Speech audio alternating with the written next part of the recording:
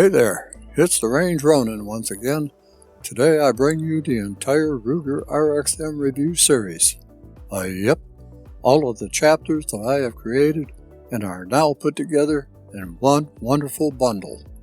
Stick with me, the journey is not too long, and I hope that you find it useful should you be considering the purchase of, or even if you own, a Ruger RXM.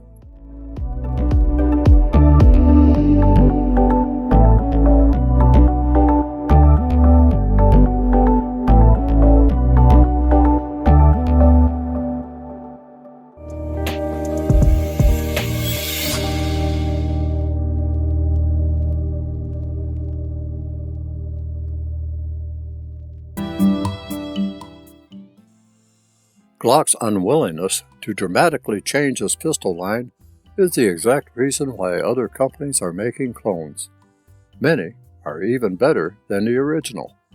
Glock has often ignored the desires of the U.S. commercial market. I think that we could all agree on that. I have found that, regarding Glock pistols, there are three camps of people: those who love them, those that can appreciate the fact that Glock pistols are a viable tool for defensive use, among other uses, and those who simply hate them for whatever reason or reasons. I fall in the middle, and, for me, there is a love-hate relationship with them, while admitting that I have reviewed my share of them, and have carried the G48 and G23, and have a G41 with optic as a house gun. Something innovative needed to happen, both with Glock and with other manufacturers that were simply churning out masses of Glock clones for the consumer. Perhaps this marriage of two major manufacturers to produce yet another, somewhat Glock clone will help in the long run, but who knows what lies in store for this rendition. At the present time, what we do have available to us is the Ruger RXM. So, let me begin this story with the basic specifications and go from there.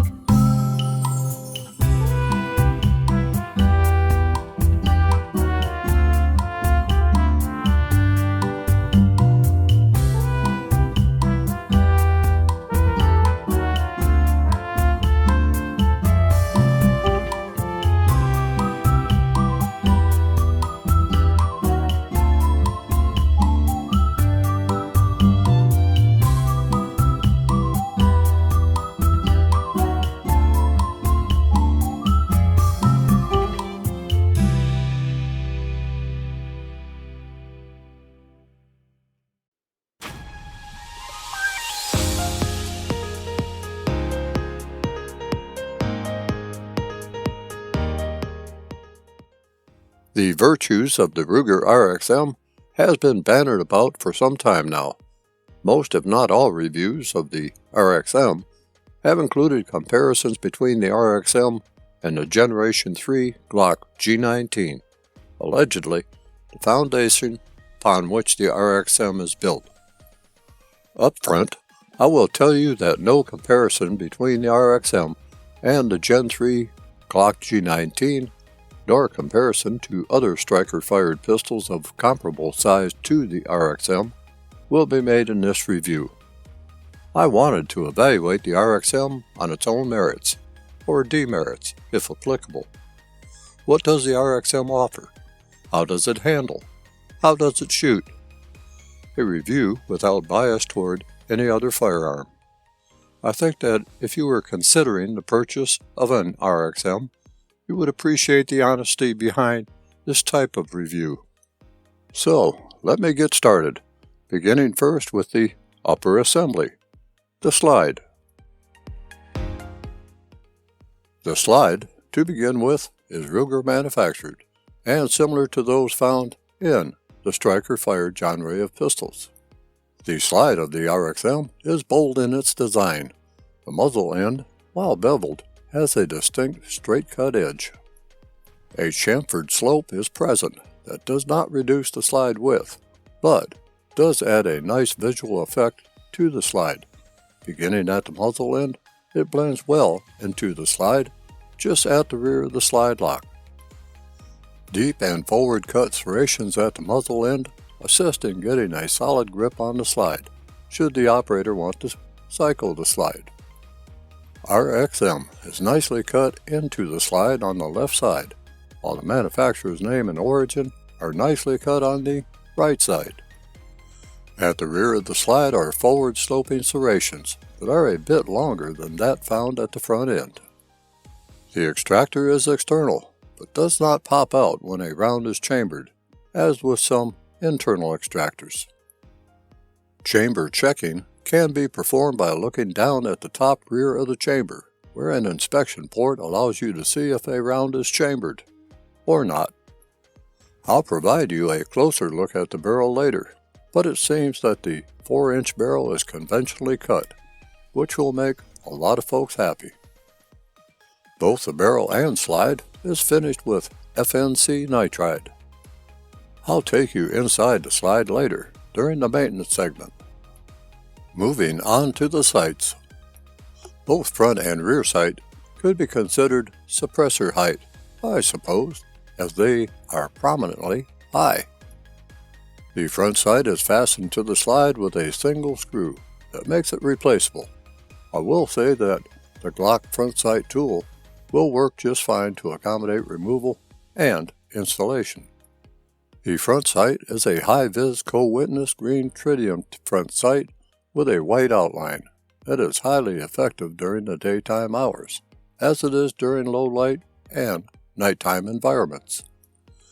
The rear sight, although a co-witness sight, is void of tritium dots and is more like a target sight with a simple sight channel and serrations to cut glare. Many folks like this sight arrangement, as the focus is on the front sight rather than trying to blend two different front and rear sight patterns. While the front sight is fixed, the rear sight is drift adjustable for windage. Now, whether the sight would effectively co-witness, I cannot answer. That would no doubt depend on the chosen optic, a device that is not planned to be installed on this pistol, but does lead me to the optic plate for those who do plan to run an optic. Suitable optics include those that utilize the RMR, Delta Point Pro DPP, or RMSC mounting patterns. Using an IP10 Torx Plus or a T10 Torx provided wrench, remove the two screws retaining the optic plate cover. That, after performed, reveals a series of holes that are used to mount an optic. Ruger does provide steel dowel pins that are used to properly mount optics. Optics should only be mounted if the dowel pins are installed. Failure to use the supplied dowel pins may result in damage to the firearm or optic and/or injury to the user. Should you have or are going to purchase an RCM, refer to the instruction manual for the specific optic mounting instructions.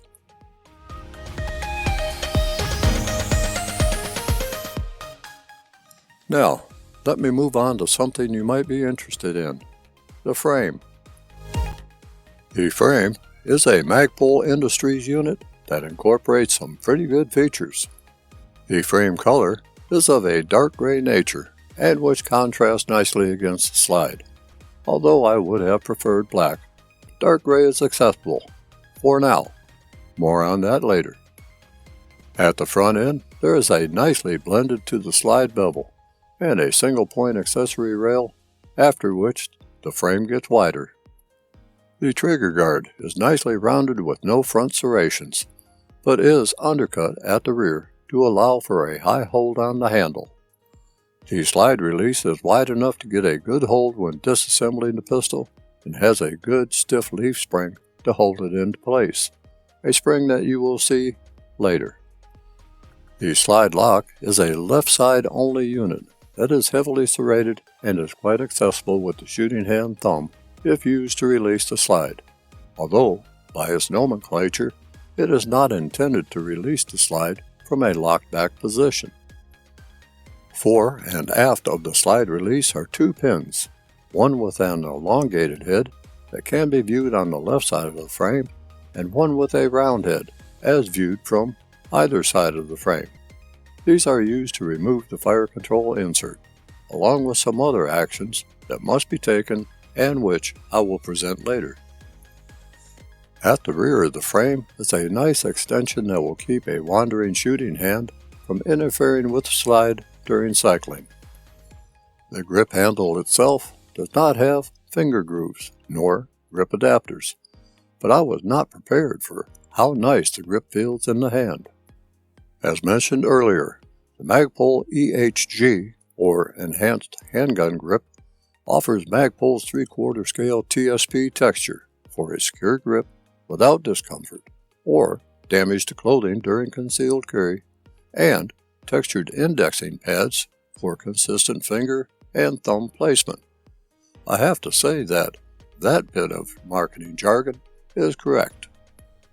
With the flared magwell and existing grip texture, the RXM has hit a sweet spot with me regarding gripping the pistol. Grip length is adequate for my hand, with my little finger being pressed right into the flare at the bottom, rather than almost bridging the gap between the grip and magazine base. The grip's feel in the hand is very pleasurable, almost to the point of feeling, how can I define this? Well, soft to almost rubbery without feeling like rubber. Does that make any sense? My hand really feels at home with this grip. The grip's angle should feel very nice in most hands. The grip's girth allows for the shooting hand to get a full grip while there is enough surface to accommodate the palm of the support hand for a very secure hold on the pistol. I'll see how that works out during the range session. Before leaving the lower, magazine release button needs some attention.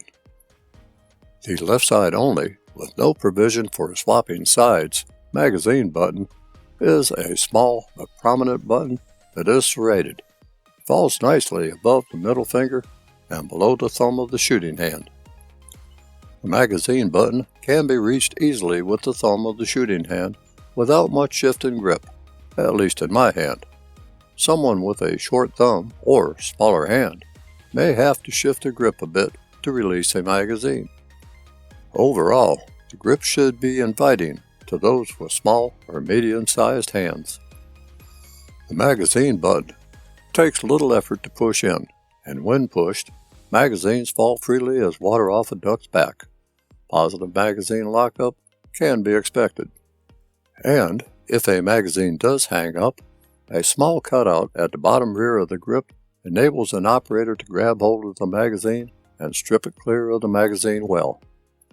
And speaking of magazines, two 15-round PMAG magazines comes with the RXM in those states that allow more than 10 rounds to a magazine. It is claimed that any magazine for the Gen 3 G19 will work, such as the 17-round G17 Gen 3 magazine. It is also claimed that the RXM will not work properly with Gen 4 and Gen 5 magazines. You probably have noticed that I have not touched on the RXM's trigger. That's because it is part of the FCI, and that is coming up next.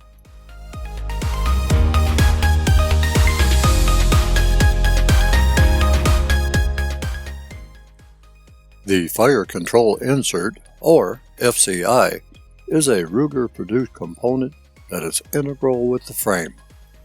The FCI is considered as the firearm.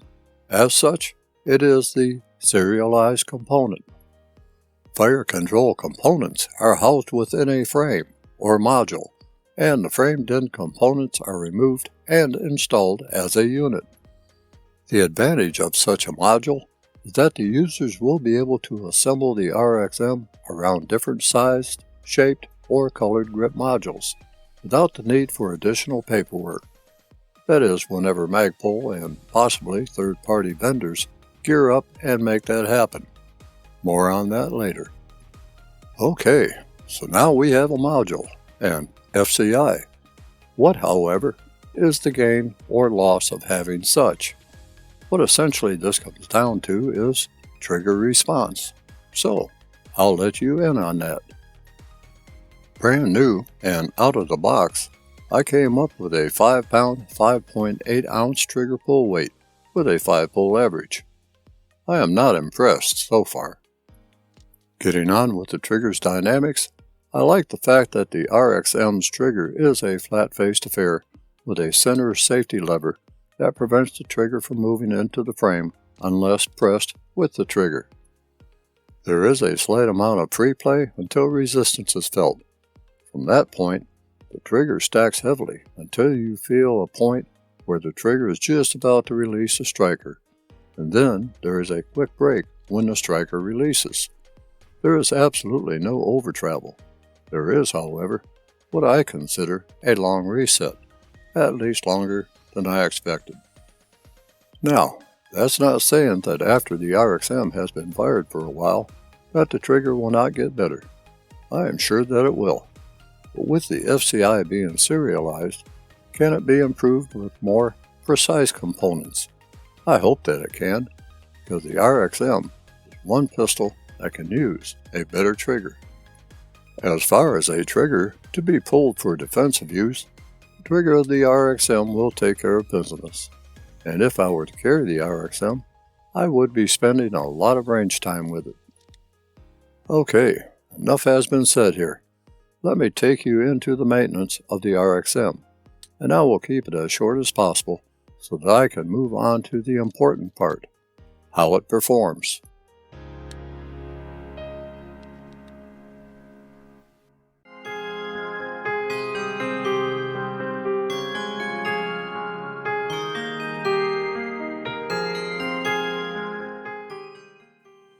Disassembling the RXM, as with reassembling, is pretty simple. After ensuring that the RXM is safe, the slide is allowed to go forward without a magazine installed. Trigger is pulled, the slide release is pulled down, and the slide separated from the frame. Remove the captivated recoil spring and guide, and then remove the barrel. The RXM is now ready for cleaning, inspection, lubrication, reassembly, and function testing, which I am not going to waste your time here with, but will simply mention that you should refer to the instruction manual for proper procedures when performing such. Let's take a quick look at the inside of the RXM. Machine work on the RXM slide is excellent and should convey that Ruger was not cutting corners. The frame's interior houses the FCI. While I am not going to explain how to remove and install the FCI for maintenance purposes, I'll just say that the removal of 2 pins and the slide release bar is necessary to remove the FCI. And again, I refer you to the instruction manual for specific instructions on how to do so.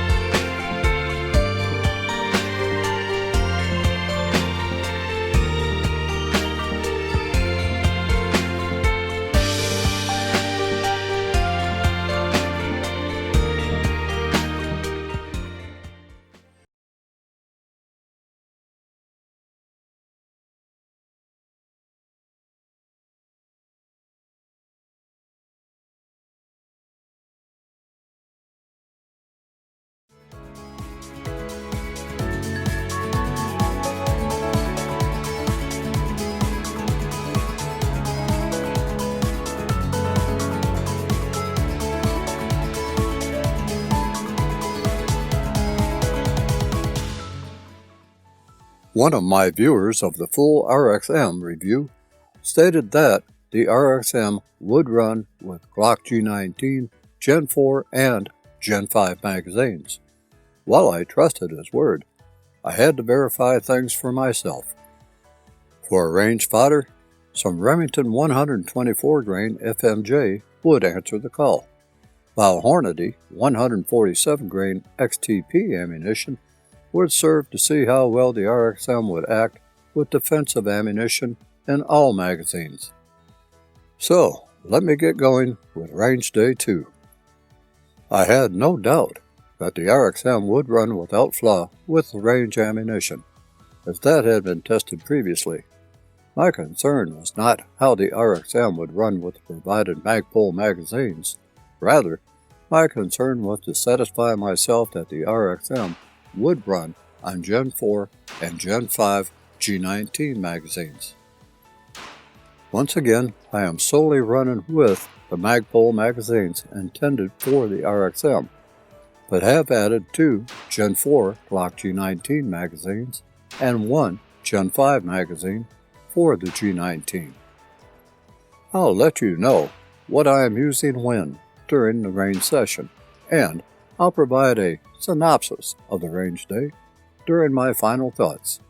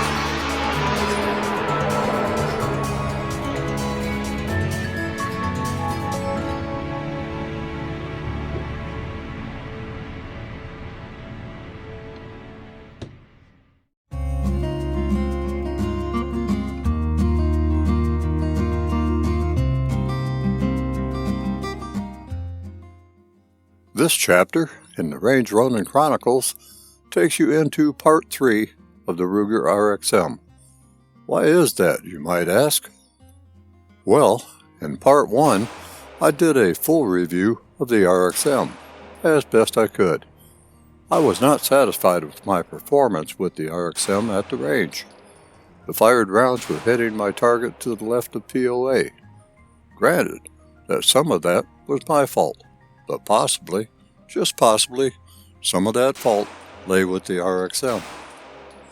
The front and rear sight seemed correctly aligned with the center of the slide, but it bothered me that I was hitting consistently left. There was also the fact that I was using the Magpul magazines that came with the pistol. While that does not affect accuracy, it was claimed that the RXM would run with Glock magazines for the Gen 3 G19. I did not have any Glock magazines with me for the first day's outing with the RXM. This led to Day 2 with the RXM.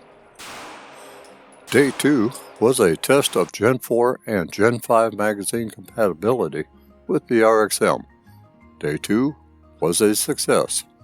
While not being an exhaustive test, it did prove that, indeed, the RXM would run 100% with Glock magazines, both Gen 4 and Gen 5.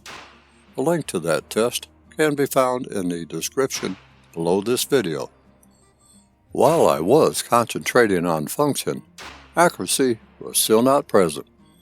I always place a lack of accuracy at my feet rather than declaring the firearm inaccurate, and I had to find out why I was not shooting the RXM as accurately as I should. Thus, we come to Day 3, accuracy testing. Now, I am not talking pinpoint target accuracy here. I feel the RXM is not up to that. Combat accuracy, however, concerns me. If I am not somewhat accurate with a firearm at the range, I can expect that to carry over should I have to use the firearm in a self-defense situation. I had to remedy that. First, the rear sight had to be nudged to the right a tad to bring the POI where I wanted it. A sight adjustment tool took care of that issue. I also planned to take the sight adjustment tool to the range, just in case I had to nudge that rear sight a tad back to the left. Then, I had to consider trigger finger placement. I found that I saw a slight improvement in accuracy when I used the first joint of my trigger finger rather than the pad. Next up was my gripping of the RXM. The grip angle is reminiscent of a 1911. The girth and length also seem to be about right for my hand. Could it be the way that I grip the handle? When I adapted to shooting a Glock pistol, I had to force the angle of my wrist more upward, rather than taking a more conventional grip. When I gripped the RXM, I reverted back to my usual wrist angle. Could that be causing a problem? I also did some self-analysis and realized that my wrist and arm was not in line with the pistol, which is common among shooters who use a modified Weaver stance and grip method, as I do. Keeping both eyes open, and since I am cross-eye dominant, my left eye needs to be in line with the rear sight. Sometimes I have to exaggerate that to get a good sight picture. Also, with a still broken right clavicle, getting my right arm, my shooting arm, out straight to line up the pistol with the arm is sometimes difficult, as it causes a shift within the collarbone. I have to tilt my head to the right to get the correct sight picture. Think of the character Horatio Kane in the TV series CSI Miami when he takes a shooting stance. The actor, David Caruso, is cross-eye dominant, and that carries over to the character he portrays, Horatio Kane. So you see, I have a lot of issues that I need to look at. Thus, I am taking you on this trip with me. That, hopefully, will help me master the RXM and possibly, just possibly, may help you to analyze your own shooting technique. Now, prior to filming, I bench rested the RXM to remove as much as me as possible to check zero, and adjustments were made as applicable. I felt that the RXM is ready for offhand shooting. I am just using Fiocchi 115 grain FMJ for this outing. No need to get fancy with heavier bullet weights. Also, and just to let you know, only the Magpul magazines provided with the pistol are being used for this outing, as I am not testing magazines during this range day. First up, taking my usual shooting stance and grip, and fire 15 rounds at the lower shoot and see target. Addressing finger placement on the trigger, I'll just say that I'm asking my trigger finger to do something not natural, pull straight back into the hand. The trigger finger's natural motion is to arc inward toward the hand, and not straight back. The object, when firing a handgun, is to limit that arc as much as possible. Find that sweet spot on the trigger face where movement of the barrel is minimized. Trigger design has a direct effect on trigger pull. The longer the trigger pull, the more propensity the trigger finger has to resort to its natural movement, the arc.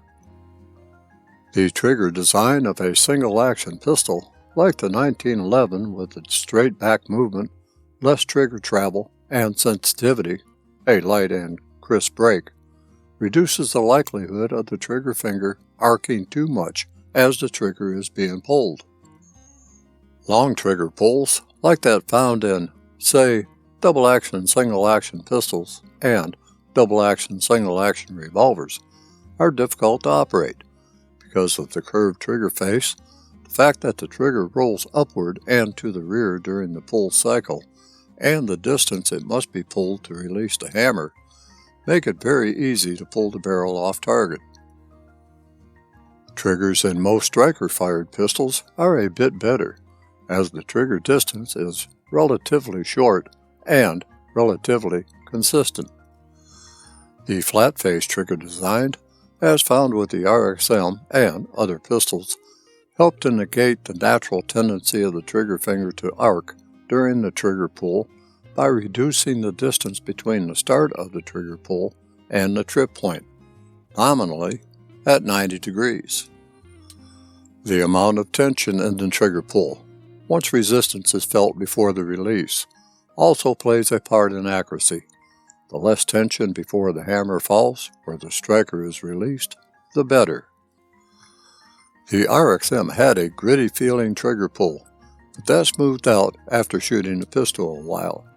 The tension, although still present, is at least smooth without feeling gritty. I like a bit of tension before the release, as it provides me enough decision time to follow through with the trigger pull or relax and back off of the shot. The gist of this is that the firearm will not adapt to me or to you. Me and you must adapt to the firearm, and that is what I am trying to do.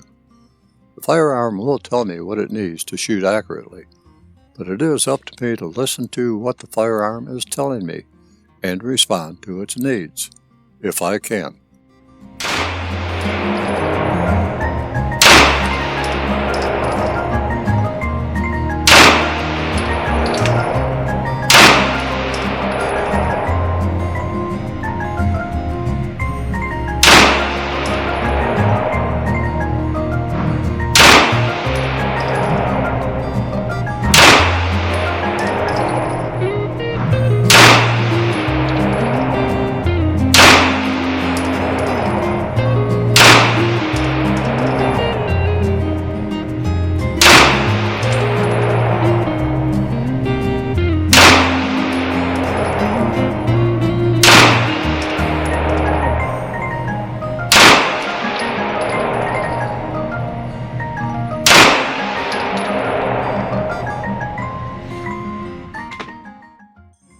Let's see how I did.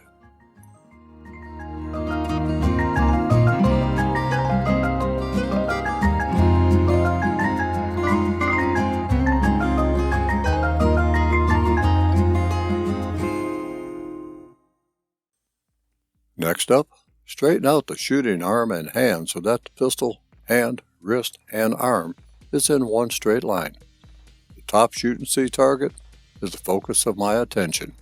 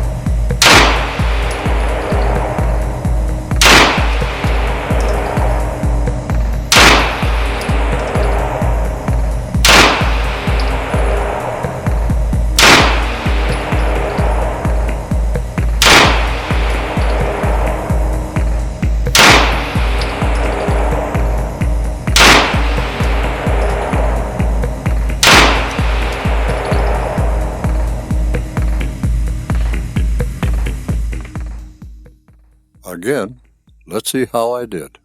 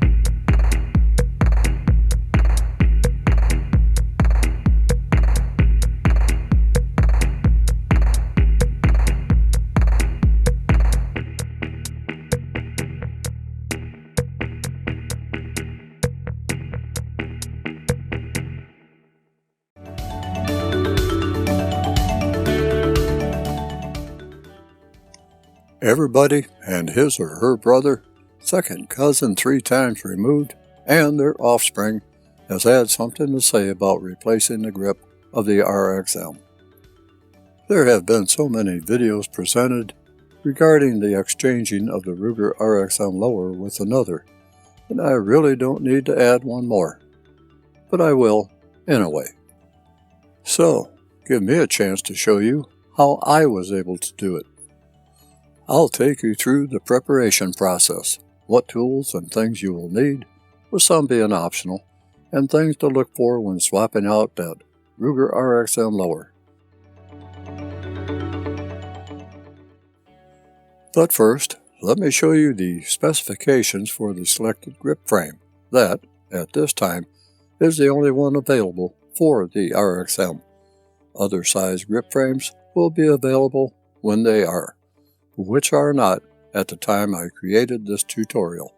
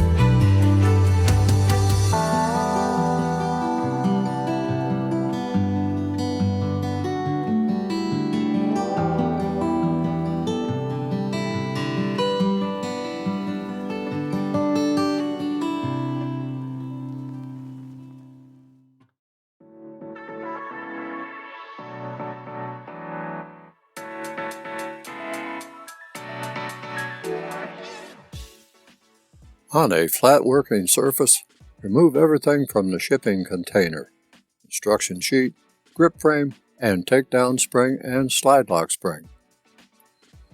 Remove the replacement grip frame from its protective bag. Inspect the grip frame for any obvious signs of damage. If damaged, contact Magpul Industries. If not damaged, set it on the working surface. Before attempting anything else, I first wanted to check the magazine fit using a Magpul magazine. The magazine will fit loosely and in the magazine well. It should lock up tightly and release quickly when pushing in on the magazine catch and release button.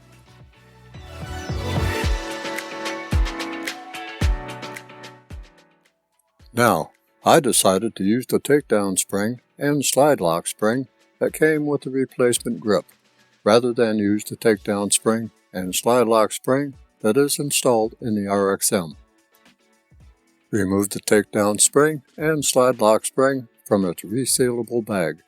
Set them into a small container, if need be. Using a set of tweezers or small needle-nose pliers, install the takedown spring. Note that you may be able to use just your fingers, if small enough. Set the takedown spring into the well. Note the orientation of the spring. Next, place the slide lock spring into the channel as shown.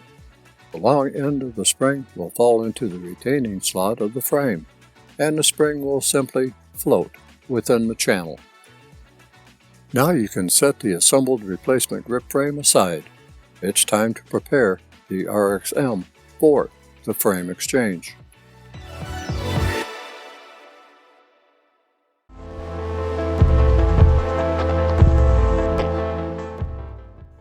Always first, perform a safety check to ensure that the magazine is removed and no live ammunition is in the general vicinity. Disassemble the RXM in accordance with the RXM instruction manual. Set all components, except the grip frame, aside for later assembly. Lay the RXM lower on the left side against the bench block, or similar. Using the 3/32 inch punch, or similar, and the small non-marring hammer, drift the locking block pin out from the grip. Once the locking block pin is drifted out a bit, grasp the pin with the fingers and using a twisting motion, twist the pin back and forth while removing it free from the frame. Reposition the grip and using the 3/32 inch punch, or similar, press down on the slide lock spring to release tension on the slide lock. Push or pull the slide lock from the frame. Note the orientation of the slide lock when removed. The slide lock indentation is facing to the front of the pistol. This is something to remember. Remove the takedown pin. Using a 3/32 inch punch and non-marring hammer, drift the takedown pin from the right side to the left side. This may take some effort, and note that the slide lock spring and the takedown spring may become dislodged when the takedown pin is removed. Remove the fire control insert, the FCI. If using a Glock tool for pin removal, press the Glock tool between the frame and the front side of the FCI, then gently pull up on the handle to lift the FCI up from the frame until tension is released. Lift the FCI up from the front just enough to clear the frame, then remove it from the frame. Set the RXM frame with the installed takedown spring and slide lock spring aside. I will be using the new takedown spring and slide lock spring that came with the EHG.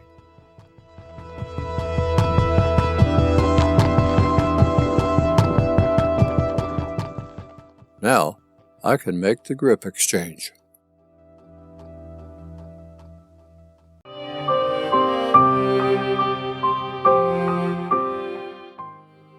Install the FCI into the replacement frame.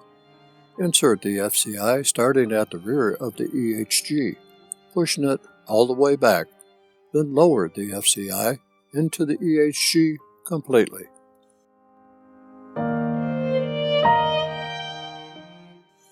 Install the takedown pin from the left side with the U-shaped notch facing up, using a non-marring hammer to assist you with this. Ensure that the takedown pin is fully seated. Install the slide lock. Using the 3/32 inch punch, press down on the slide lock pin with the ramp surface facing forward from either side so that it is held into place by the slide lock spring in the center. Install the locking block pin. Install the locking block pin from the left side of the EHG, being careful to go over top of the takedown spring leg on the left inside of the FCI. Ensure that the locking block pin is centered in the EHG. Reassemble, inspect, and perform a function check of the RXM with the new grip frame in accordance with the Ruger RXM instruction manual prior to using it with live ammunition.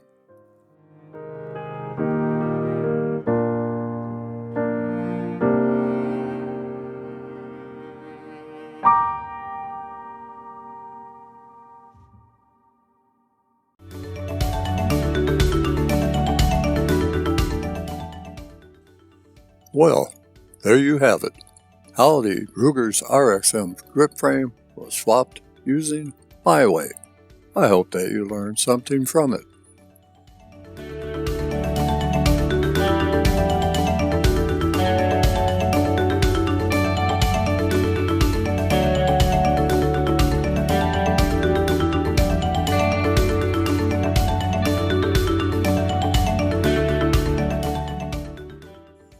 So, where does the Ruger RXM go from here?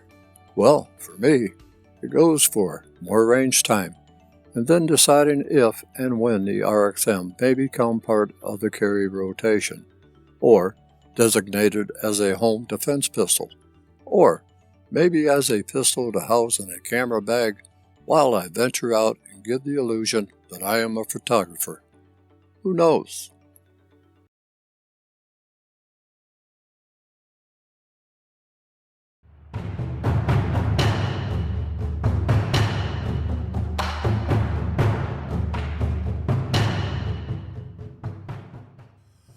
I have created 4 previous review videos for the Ruger RXM, the most I have created for any firearm. I have presented the basic review, a review of it using various magazines, a preliminary function and accuracy test at the range, and a tutorial for exchanging the grip module. The only thing left for me to do was to return to the range for a final acceptance test using the replacement grip module, the Magpul EHG RG9 Compact, and ensure that the pistol would, indeed, run as perfectly as it did before the grip module swap.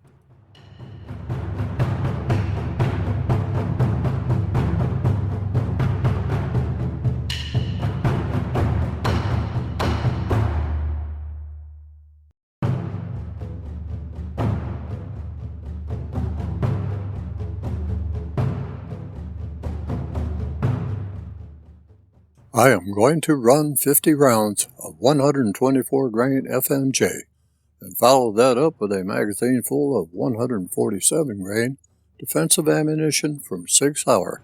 That, aside from Gold Dot, is my favorite 9mm defensive fodder. Let's see how the RXM does.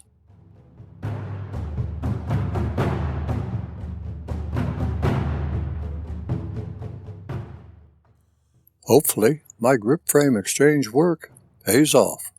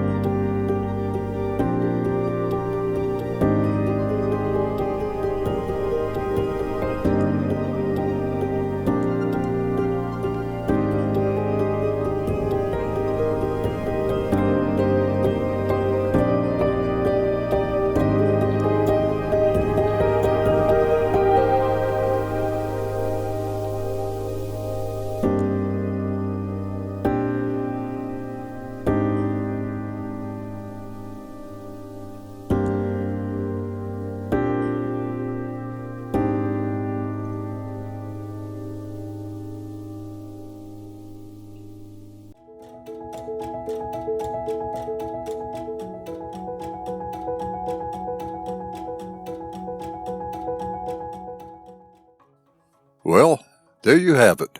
All chapters of my Ruger RXM journey. That didn't take too long now, did it?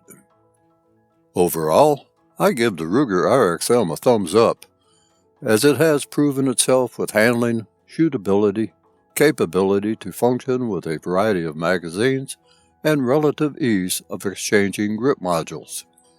As I said with the initial review, I was not going to compare the Ruger RXM with a Glock, as it needed to stand on its own merits, and many merits it has. It would make a fine pistol to use for self or home defense. Granted that the Ruger RXM could use a better trigger, I found that the trigger did improve, however, with use, and would be an adequate trigger to pull under defensive conditions. While the Ruger RXM does not display tack driving accuracy, it can be very combat accurate in the right hands with practice, but that can be said about any firearm. Don't you agree? Hopefully Ruger and Magpul will come through with FCI improvements and grip modules that will please the most critical of striker-fired pistol aficionados. Of the many striker-fired pistols in the marketplace today, I think that the Ruger RXM would be a good choice to have and hold. It's hard to argue with the cost of initial ownership over some other polymer wonder pistols, and I believe that Ruger RXM would serve you well. Here I am, once again, coming to the end of another review from me, and I hope to see you soon. Until that time, take care of yourself, and be vigilant, armed, and safe wherever your travels may take you.